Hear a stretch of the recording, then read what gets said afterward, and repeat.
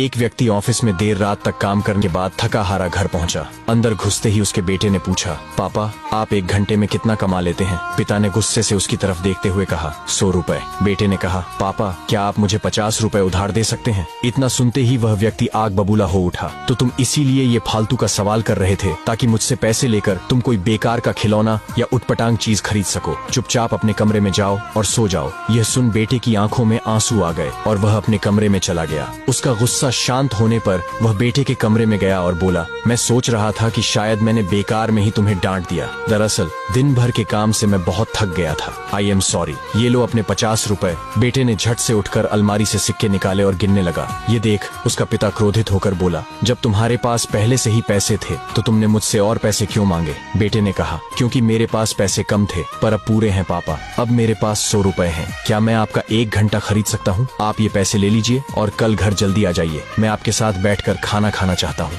बेटे की यह बात सुनकर पिता की आंखें भर आईं। दोस्तों, इस तेज रफ्तार जीवन में हम कई बार खुद को इतना बिजी कर लेते हैं कि उन लोगों के लिए ही समय नहीं निकाल पाते जो हमारे जीवन में सबसे ज्यादा इम्पोर्टेंस रखते हैं। इसलिए हमें ध्यान रखना होगा कि इस आपाधापी में भी हम अपने माँ बाप, जीवन साथी, बच्चों और मित्रों के लिए समय निकालें, वरना एक दिन हमें भी एहसास होगा कि हमने छोटी मोटी चीज पाने के लिए कुछ बहुत बड़ा खो दिया।